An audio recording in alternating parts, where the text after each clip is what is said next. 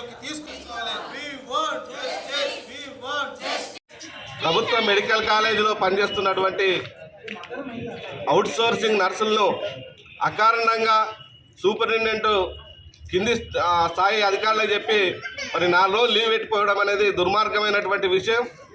ఇవాళ కరోనా కాలంలో అనేక ఇబ్బందులు పడుకుంటూ కుటుంబాన్ని దూరం చేసుకుంటూ మరి సేవలు అందించినటువంటి అవుట్సోర్సింగ్ నర్సులను విధుల నుంచి తీసుకోకపోవడం అనేది దుర్మార్గమైనది.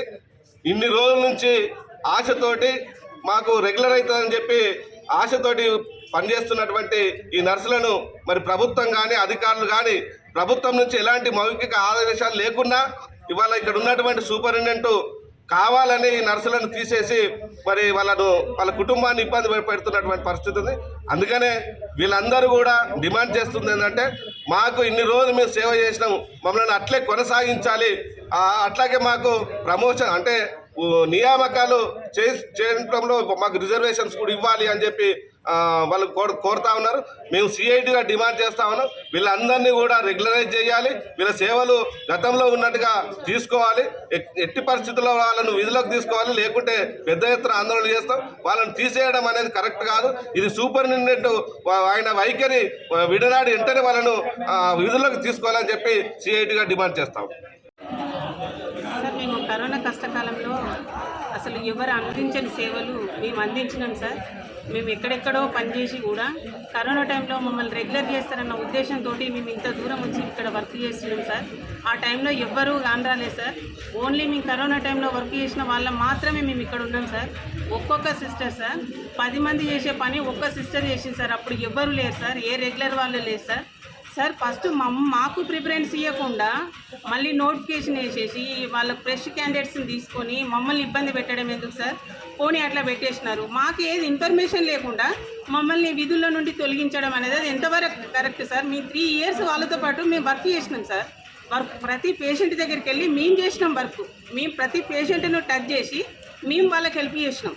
మేము కరోనా టైంలో ఎంతమందికి మేము ఎన్ని సేవలు అందించినామో ఇక్కడ ఉన్న ప్రతి ఒక్క కుటుంబము వాళ్ళ పిల్లల్ని వాళ్ళను వదిలిపెట్టి ఇక్కడ వచ్చి వాళ్ళను కనీసం మాకు రూములు కూడా మాకు రెంట్కి ఇవ్వని పరిస్థితి సార్. మాకు శాలరీస్ కూడా సార్ 4 months ఒకసారి 5 months ఒకసారి వచ్చినా కూడా సరే రేపు ఫ్యూచర్ ఉంటుందేమో, రేపు ఇంకా మాకు భవిష్యత్తు ఉంటుందేమో, రేపు మాకు రెగ్యులర్ చేస్తారేమో, ఎందుకంటే మేము కరోనా టైంలో చేసినాం కదా, మమ్మల్ని గుర్తిస్తుందేమో ప్రభుత్వం అన్న ఉద్దేశంతో మేము ముందుకు వచ్చి మేము ఎంత కష్టమైనా కూడా రిస్క్ తీసుకొని మేము వర్క్ చేసినాం సార్. సార్ ఒకటి ఏంటంటే నేను 11 సంవత్సరాలు చేరేల్ గవర్నమెంట్ హాస్పిటల్లో వర్క్ చేశాను సార్. సిహెచ్సిలో పనిచేశాను. అప్పుడు నేను ఏఎన్ఎంగా చేశాను సార్. అయితే స్టాఫ్ నర్స్ అప్పుడు కొత్త రిక్రూట్మెంట్ సార్ డిఎంఈ తరఫున తీసుకుంటున్నారు. కరోనా టైంలో చేస్తే రెగ్యులర్ చేస్తారన్న ఉద్దేశంతో నేను అక్కడ 11 ఏళ్ళ సర్వీస్ వదిలిపెట్టుకొని ఇంత దూరం వచ్చేసి స్టాఫ్ నర్స్గా చేస్తే రెగ్యులర్ అవుతుందేమన్న ఉద్దేశంతో నేను ఇక్కడికి వచ్చి నేను 3 years నుండి వర్క్ చేస్తున్నాను సార్. వర్క్ అంటే మామూలు వర్క్గా సార్, లేబర్ రూమ్లో నన్ను తొక్కుతూ నేను పాత లోకం వెళ్ళిపోయాను సార్. ఏంటంటే నేను ఎంత వర్క్ చేసినా అవుట్సోర్సింగ్. అసలు మాకు అవుట్సోర్సింగ్ అనేది ఎందుకు పెట్టారు? మాతోటి ఎందుకు వర్క్ చేయించుకున్నారు? పని చేయించుకోవడం వరకే మేము అవుట్సోర్సింగ్, పని చేయించుకున్నాక మేము కుక్కల కంటే హీనం సార్ ఇక్కడ మామూలుగా సార్. ఎందుకంటే ఎన్ని రకాలుగా టార్చర్ పెట్టినా మేము భరించినాం సార్. మాకు నిద్ర లేక ఏం లేక, అమ్మ మీరు ఎందుకు నిద్ర పోతారమ్మా? అవుట్సోర్సింగ్ పిల్లలు అవసరమైతే తీసిపడేస్తాం, లీవ్లు అడిగినా అవసరమైతే తీసిపడేస్తాం సార్. మాకు ఎగ్జామ్ టైంలో నైట్ డ్యూటీ చేసి తెల్లారి పోయి మేము ఎగ్జామ్ రాస్తాం, ఏం పాస్ అవుతాం సార్? ఇప్పుడు దాదాపు నాకు 44-45 years సార్. నేను నా కొడుక్కి నాకు ఎగ్జామ్ పెడితే వాళ్ళు రాస్తారా నేను రాస్తానా సార్? ఎందుకంటే ఇప్పుడు మాకు రాసే టైం కాదు, మేము చదివే టైం కాదు, చదవడానికి లీవ్స్ ఇవ్వలేదు. ఏంటి సార్ మేము ఎవరికి చెప్పుకోవాలి? ఎవరికి చెప్పుకున్న వాళ్ళంటే వీళ్ళంటున్నారు, వీళ్ళంటే వాళ్ళంటున్నారు. ఎవరి దగ్గర పోము? ఏ లీడర్ దగ్గరికి పోయినా అమ్మ మీరు అక్కడ పోయినారు కదా ఆడనే చూసుకోపోండి అంటారు. ఇంకో లీడర్ దగ్గర అక్కడ పోయినారు కదా మా ఆడనే చూసుకోపోండి అంటారు. ఎవరికి చెప్పుకోము సార్ మా బాధలు? ఇళ్ళలో పోతేనేమో ఇంకా మీరు అక్కడ వర్క్ చేసినారు కదా, మీరు అయిపోయిందా, మీ పని అయిపోయిందా అని మమ్మల్ని ఇళ్ళ దగ్గర చీపో చూస్తున్నారు. మాతో చేసే వర్కలు వాళ్ళకి వర్క్ రాదు. అసలు మేము వర్క్ నేర్పించినాం సార్. ఇప్పుడు లాస్ట్కి వచ్చేసరికి మేము వాళ్ళ ముందర చీమలం. కనీసం ఒక్క సిస్టర్ అని వచ్చేసి మాకు స్పందించిందా సార్? మాకు కనీసం మా దగ్గరకు వచ్చి ఓదార్స్తున్నారా సార్? కనీసం మాకు ఎవరైనా ముందరకు వచ్చి అమ్మ మేము మీ సపోర్ట్ ఉంటాం, మీరు ఏదో ఒకటి చేసుకోండి అమ్మ అని చెప్పేసి ఒక్క సిస్టర్న మాకు ముందుకు వస్తుందా సార్? మేము అంతా కళ్ళకు కనబడటలేదా సార్?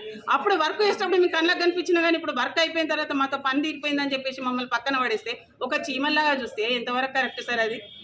మీరు కూడా ప్రభుత్వం మమ్మల్ని గుర్తించి మాకు సానుభూతిగా ఉండి మాకు తోడుండి మాకు అండగా ఉండి మాకు మీరు సపోర్ట్ చేసి మాకు రెగ్యులరైజేషన్ చేయండి సార్. మాకు ఏదొద్దు సార్, మేము ఉన్నది ఇక్కడ ఇప్పుడు సిద్దిపేటలో ప్రజెంట్గా మేము ఒక 60-70 మెంబర్స్ ఉన్నాం సార్.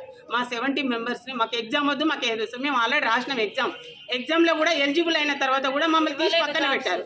ఆల్రెడీ నేను వెరిఫికేషన్ పోయినాను సార్, వెరిఫికేషన్ అయిపోయినాక కూడా నేను పక్కన పెట్టారు సార్. అంటే నాకంటే ఎక్కువ మార్కు ఉన్న వాళ్ళకే ఛాన్స్ ఇస్తారు. కాబట్టి మాకు ఎగ్జామ్ వద్దు, మేము ఆల్రెడీ అయిపోయింది, మళ్ళీ మేము నెక్స్ట్ రాసుకునే ఛాన్స్ కూడా మాకు లేదు. కాబట్టి ఉన్న వాళ్ళని మాకు రెగ్యులరైజేషన్ చేసేయండి సార్, తర్వాతనే నోటిఫికేషన్ సార్. మీరు నోటిఫికేషన్ ఇప్పుడు ఇస్తే మాత్రం మేము ఊరుకునేది సార్. మేము 7 గంట ఆడికి పురస్తుంది సార్, అయిపోయింది, ఇంకా మా పని ఒడిచిపోయింది. మేము ఎక్కడికైనా రావడానికి సిద్ధంగా ఉన్నాం సార్. మేము మాకు మాత్రం మమ్మల్ని రెగ్యులర్ చేయకుండా నోటిఫికేషన్ ఇస్తే మాత్రం మేము ఎట్టి పరిస్థితిలో ఊరుకోం సార్. మమ్మల్ని రెగ్యులర్ చేయమని మిమ్మల్ని రిక్వెస్ట్గా వేడుకుంటున్నాం సార్. 100% మీకు కనిపిస్తున్న కూర్చున్న అవుట్సోర్సింగ్ వాళ్ళ సిబ్బంది వీళ్ళందరూ మేము 2019 జూన్ 18వ తారీఖు నుంచి 22 తారీఖు వరకు ఫస్ట్ లిస్ట్ సెకండ్ లిస్ట్ వైగా జాయిన్ అయినామండి. కొంతమంది సిస్టర్స్ ఇక్కడ ఉన్న వాళ్ళందరూ ఉమెన్సే, బ్రదర్స్ కూడా ఉన్నారు, మాతో పాటు 3 మెంబర్స్ ఉన్నారు. 4 సంవత్సరాల నుంచి పనిచేస్తున్నాం. అవుట్సోర్సింగ్ ఇక్కడ సిబ్బంది అంటే ఇక్కడ అందరికీ కాళ్ళ కింద చెప్పుతో సమానం అండి. ఎంత పని చేసినా ఏం చేసినా ప్రతిదానికి సిస్టర్స్ అంటే కూర్చోగానే జరగరు. నైట్ మాకు మెసేజ్ పెట్టి మీరు విధులలోకి రావద్దు, మీ విధులు నిర్వహించడం కరెక్ట్ కాదు, మిమ్మల్ని తొలగిస్తున్నామని చెప్పేసి మెసేజ్ పెట్టినారు కరెక్ట్. మమ్మల్ని ఎట్లా తీసుకున్నారు హెల్త్ మినిస్టర్, అప్పుడు హెల్త్ మినిస్టర్ తీసుకున్న ఆర్డర్ కాపీస్ ఏ విధంగానైతే మాకు ఆర్డర్ కాపీస్ ఇచ్చి తీసుకున్నారు, అదేవిధంగా రిలీవింగ్ ఆర్డర్ అన్నది ఇవ్వాలి కదా. మాకనేది ఒక మెసేజ్ పెట్టి మీరు విధులు నిర్వహించకూడదు, మీరు రాకూడదు అనేది ఇది ఎంతవరకు కరెక్ట్ సార్? మేము ఎన్ని కష్టాలున్నా మాకు ఇక్కడ ఒక్కొక్కసారి కాలనీలలో కోవిడ్లో చేస్తున్నారని వీళ్ళు చెప్పేసి మాకు రానియాలి, కూరగాయలకు లేకుండా ఏదో ఉన్నదో లేదో తిని బతికి మాకు ఒక ఉద్యోగ భద్రత ఉంటుంది. మేము ఆడోళ్ళమైనందుకు మాకు ఏదో ఒక భద్రత ఉంటుందని చెప్పేసి చాలామంది సిస్టర్స్ పీపీ కిట్లు వేసుకుని ఊపిరాడక వాళ్ళ పిల్లలకు దూరమై అబార్షన్లు అయినాయి, చాలామందికి భర్తలతో దూరమైనారు. అసలు ఫుడ్ లేకపోయినా ఏది లేకపోయినా తిని హాస్పిటల్లో కూడా పడుకున్న రోజులు ఉన్నాయి సార్. ఒక్కొక్కసారి రానియలేదు గల్లీలో కోవిడ్ వచ్చి కూడా ఇళ్లలో సఫర్ అయితే కూడా సరేలే తగ్గుతుంది అని అనుకున్నాం. చాలామంది సిస్టర్స్ సఫర్ అయిపోయి రెమ్డెసివిర్ ఇంజెక్షన్స్ అవి ఇవి తీసుకొని చాలా సఫర్ అయినారు. నైట్ మెసేజ్ పెట్టినారు superintendent sir, RMO room sir దగ్గరికి వెళ్ళేసి అడిగితే మీకు సూపరింటెండెంట్ సార్ లేరమ్మా, 4 days లీవ్లో ఉన్నారని చెప్తున్నారు సార్. 4 days వరకు మా సమస్య పరిష్కారం కాకపోతే మేము ఎట్లా సార్? చిన్న పిల్లల్ని తీసుకొని వచ్చి కడుపు 9 నెలల కడుపు పెట్టుకొని డ్యూటీలు చేసినాం సార్. మాకు అన్యాయం అనేది అవుతుంది సార్ ఇక్కడ చాలా. మా అందరికీ ఉద్యోగం మాకు ఇప్పటి వరకు మా పిఎఫ్ కూడా 3 నెలల ఉద్యోగం కూడా శాలరీ కూడా రాలేదు సార్. అయినా కూడా మేము విధులు నిర్వహిస్తున్నాం. ఇప్పుడు కాకపోతే రేపు వస్తుంది. మా గవర్నమెంట్ ఉంది, మాకు నమ్మకం ఉంది, మేము సేవ చేస్తున్నాం. మేము సేవ చేసింది ఎక్కడికి పోదు, మేము సేవ చేసింది మాకు బ్లెస్సింగ్స్ వస్తాయని చెప్పేసి సార్.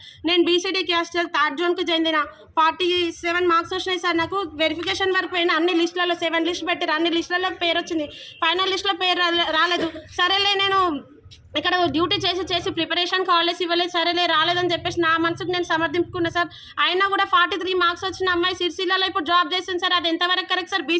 బీసీడీలో సార్ ఏజ్ చూసినారని చెప్పినారు సార్. ఇక్కడ కూడా ఉన్నారు 35-40+ ఉన్నారు సార్. ఈ సిస్టర్ 10 years సర్వీస్ చేసింది. ఇప్పుడు ఈ ఉద్యోగాన్ని నమ్ముకొని రెగ్యులరైజ్ అవుతుంది, కోవిడ్లో చేసిన రెగ్యులర్ అవుతుంది అని చెప్పేసి ఇక్కడికి వచ్చి సార్. ఇక్కడికి రాకపోతే నాకు 20 మార్కులు ఆడేది, ఇప్పుడు ఈజీగా జాబ్ వచ్చేది కదా సార్. ఇప్పుడు ఫ్రెష్ బ్యాచ్ వాళ్ళు రాస్తారు సార్ ఎగ్జామ్, వాళ్ళు ప్రిపరేషన్స్ అయ్యిండు రాస్తున్నారు. మేము డ్యూటీలు చేసుకుంటాం, మాకు లీవ్స్ ఇవ్వరు, ప్రిపరేషన్కి ఎగ్జామ్ రాయాలి కావాలి అని అంటే కుదరదు కదా సార్. దయచేసి మేము మీకు వేడుకునేది ఒకటే సార్, పాదాభివందనం చేసి వేడుకుంటున్నాం. మాకైతే అన్యాయం చేయకండి సార్, మాకు ఉద్యోగ భద్రత కల్పించండి సార్. మేము మాత్రం మమ్మల్ని విధుల్లోకి తీసుకోవాలి సార్. ఎట్టి పరిస్థితుల్లో మేము చేసే ఉద్యోగం ఏదైతుందో మమ్మల్ని కంటిన్యూ చేసి మా బాధ అర్థం చేసుకొని మమ్మల్ని రెగ్యులరైజేషన్ కానీ కాంట్రాక్ట్ కానీ చేయాలని కోరుకుంటున్నాం సార్. అంతే.